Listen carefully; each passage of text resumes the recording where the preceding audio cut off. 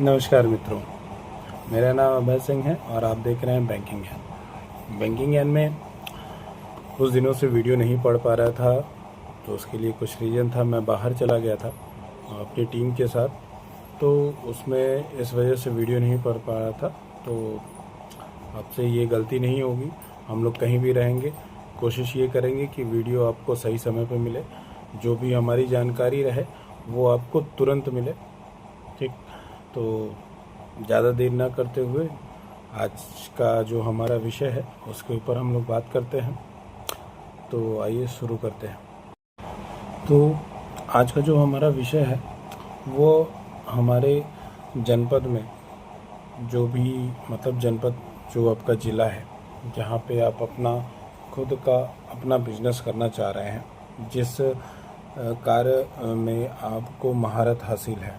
मतलब मेरे कहने का मतलब ये है कि जैसे आपकी साड़ी की दुकान हो या किराना स्टोर, कुछ भी छोटी सी दुकान हो, उसको आप बड़े पैमाने पर करना चाहते हैं। ठीक है, मतलब कोई भी एक बिजनेस जिस पे आपको निपुणता हो बढ़िया से, आप उसके बारे में जान रहे हैं, तो वह किस तरह से हम आगे बढ़ाएंगे, उसके लिए हमारे उत्तर प्रदेश सरकार के द्वारा एक नीति लाई गई। नीति क्या, मतलब एक योजना लाई गई हमारे उन भाइयों के लिए जो अपना जो बिजनेस है, जो आप कार्य कर रहे हैं, उनको आगे बढ़ाने के लिए, जिसका नाम जो है एक जनपद एक उत्पाद, ठीक, मार्जिन मनी योजना।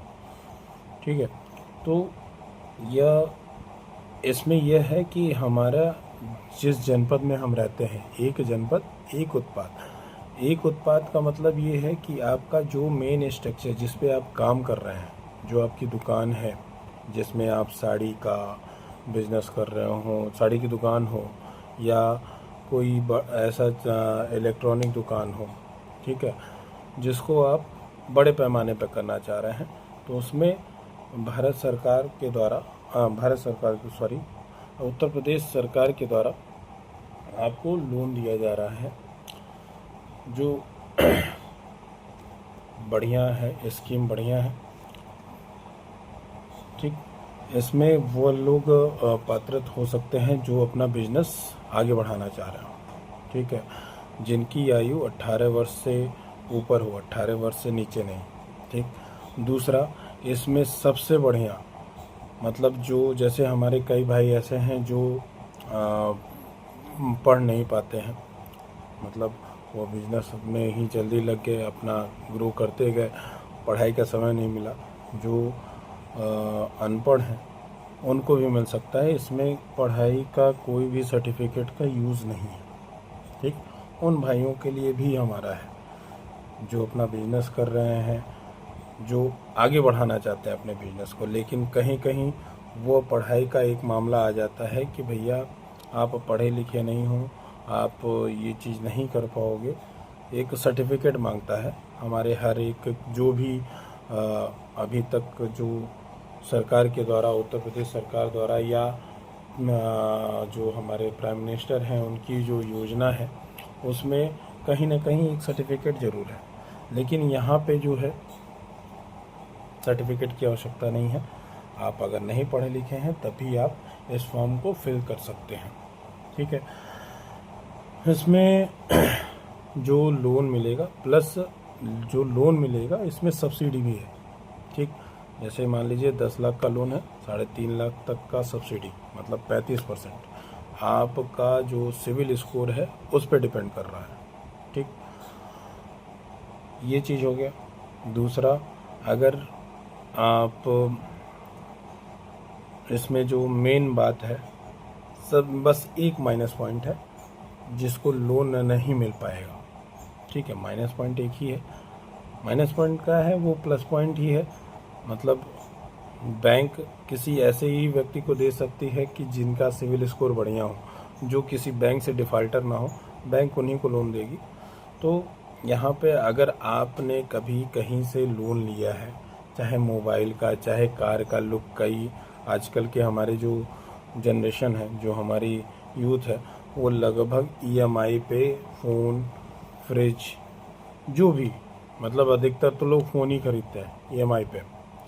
तो वहाँ पे उन लोग का जो सिविल है वो बाउंस कर जाता है। कभी कभी ये होता है कि पैसा नहीं जमा कर पाते हैं, मतलब जो हमारे, जैसे अभी मैंने बात किया, जो हमारे जो पढ़े लिखे नहीं हैं, ठीक, उन्होंने लोन ले लिया और लोन में उन्होंने पैसा नहीं भरा, तो उनका कुछ ऐसा हो जाता है कि सिविल बाउंस कर जाता है, तो वो एक चीज़ उसमें मेंशन कर जाती है, ठीक है।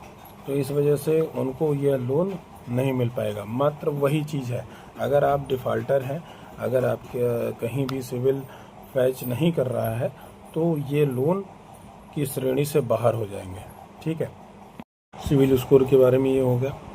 दूसरा, परिवार में किसी एक ही आदमी को ये मिल सकता है, पति या पत्नी, दोनों में से किसी एक को। कई जगह ये होता है कि वो उस परिवार में दोनों लोग अप्लाई कर देते हैं, कभी कभी हो भी जाता है, बैंक नहीं ध्यान दे पाती है, हो भी जाता लोन, लेकिन बाद में वो लोन बंद भी हो जाता है। कई ऐसे कस्टमर आते हैं जो ये दिमाग लगाते हैं, तो ये दिमाग ना लगाएं हम, क्योंकि इसमें ये दिक्कत जब होगा तो वहाँ पे अगर पकड़ा आ गया तो उसमें भी आपको डिफ़ॉल्टर ही घोषित किया जाएगा, आगे आपको लोन नहीं मिल पाएगा इसमें भी, ठीक है।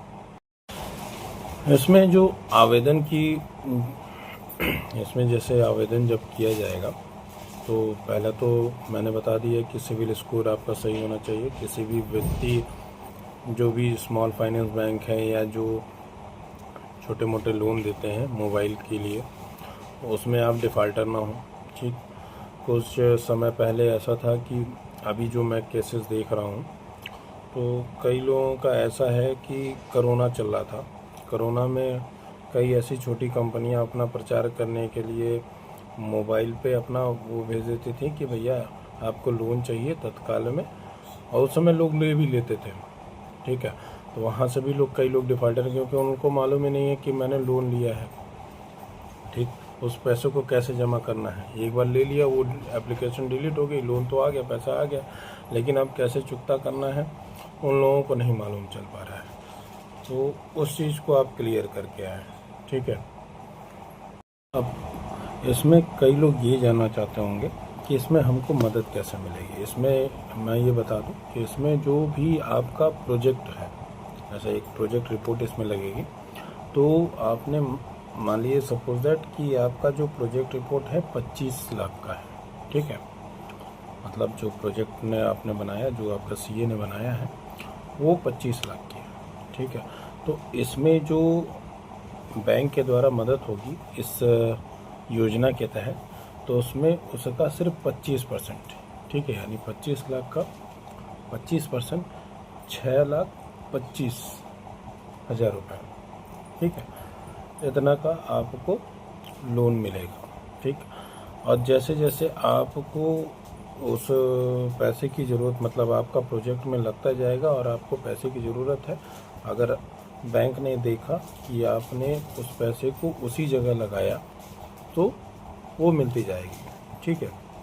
जैसे मान सपोज एक कोई रवि नाम का आदमी है, वो अपनी दुकान खोलने जा रहा है, उसकी दुकान पहले से चल रही है, तो उस दुकान का वो विस्तार करना चाह रहा है, तो उसका पूरा प्रोजेक्ट रिपोर्ट बनाया। प्रोजेक्ट रिपोर्ट में उसका क्या क्या क्या कॉस्ट है वो डिसाइड हुआ, ठीक।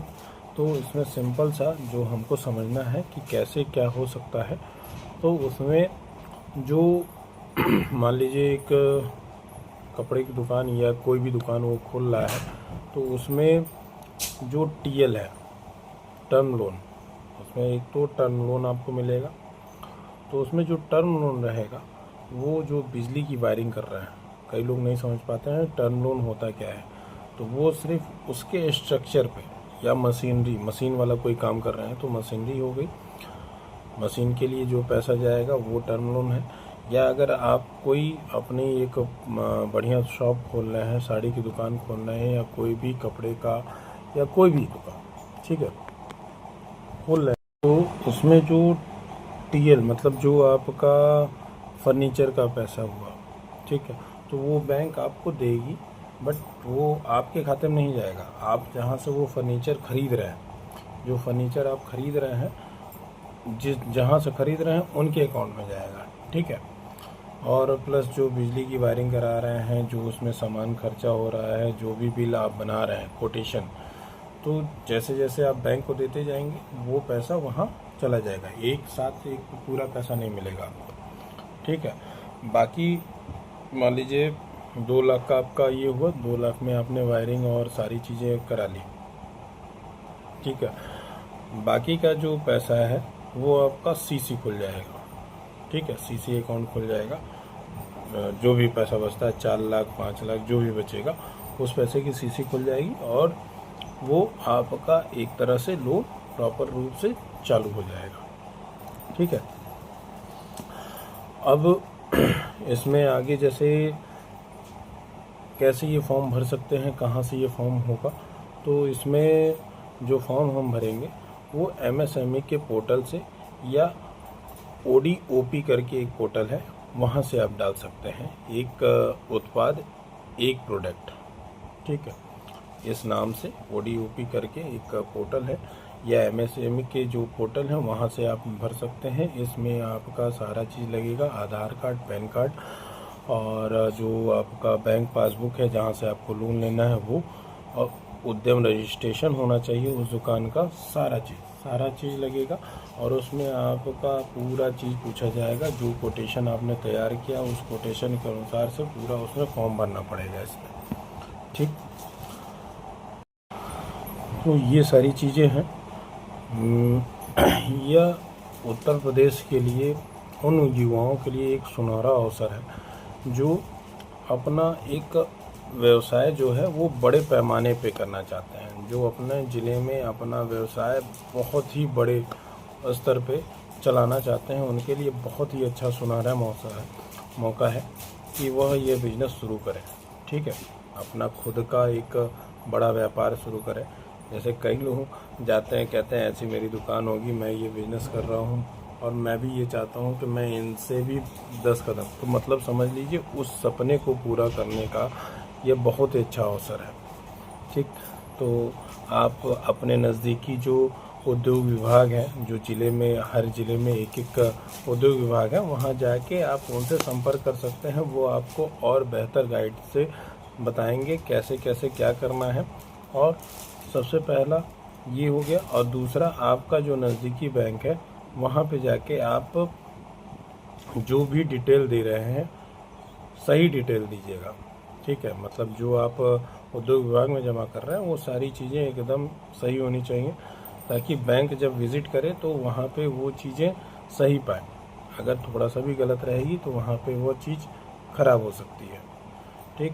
बस यही आग्रह है और सारी चीज़ें बढ़िया हैं। अगर आपको इससे रिलेटेड जो हमने अभी आज बात की है जिस विषय पे, अगर आपको कोई भी आपत्ति या कोई भी क्वेश्चन हो इसमें, जहाँ पे आपको ना समझ में आए, तो प्लीज़ कमेंट करें।